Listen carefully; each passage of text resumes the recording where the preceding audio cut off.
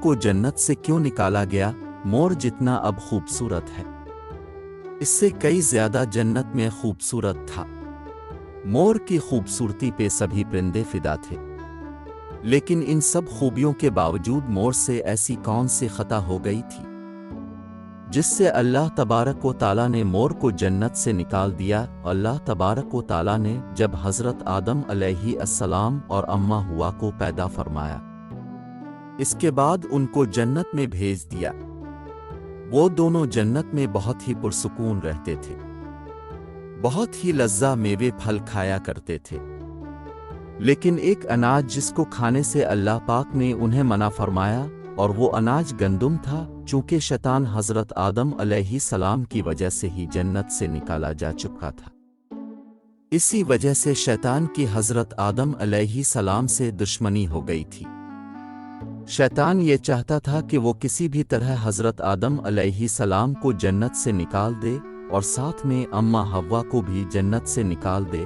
جب شیطان کو یہ خبر ہوئی کہ حضرت آدم علیہ کو تمام میوے کھانے کی اجازت ہے لیکن گندم کھانے کی اجازت نہیں ہے، تو شیطان انتقام کی آگ دل میں لیے جنت کے دروازے کے پاس بیٹھ گیا اور 300 سال تک وہاں پر بیٹھا رہا کہ کوئی جنت کے دروازے سے باہر آئے اور شیطان اس سے بات کر سکے۔ ایک دن اچانک سے مور جنت سے باہر آ گیا۔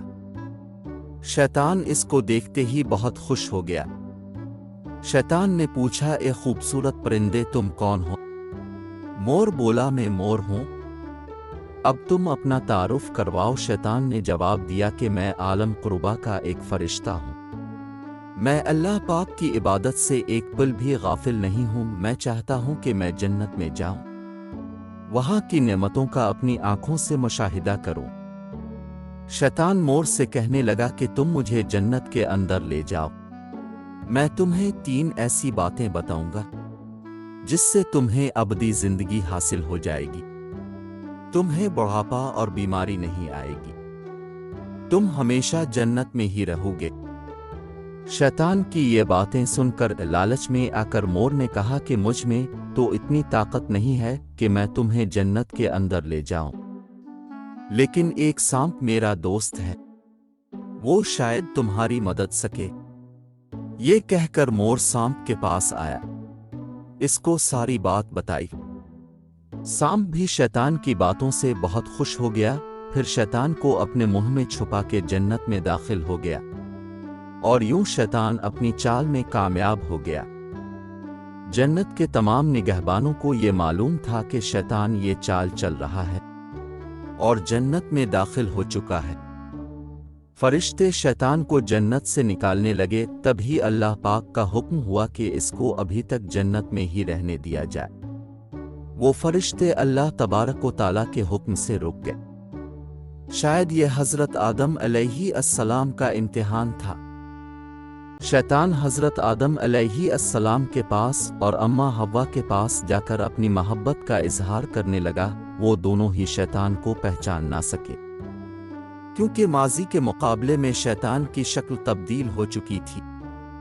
شیطان کہنے لگا کہ میں چاہتا ہوں کہ اب دونوں ہمیشہ جنت میں اسی طرح زندگی گزاریں، ہمیشہ خوش رہیں۔ حضرت آدم علیہ السلام اس کی بات بہت غور سے سننے لگے۔ شیطان نے کہا، اگر آپ میری بات مان جائیں تو آپ کو جنت کی اور بھی تمام سہولتیں ملیں گی۔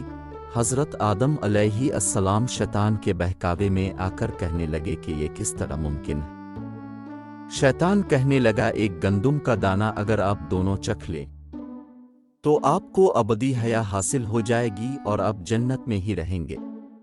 یہ بات سن کر حضرت آدم علیہ السلام کے دل میں رجحان پیدا ہوا، لیکن ان کے دل میں اللہ کی نافرمانی کا خوف غالب آ گیا، جبکہ اماں حوا شیطان کی باتوں میں آ گئی، جس پر اماں حوا نے حضرت آدم علیہ السلام کو راضی کر لیا۔ پھر اس کے بعد ان دونوں نے اس گندم کے دانے کو چکھ لیا۔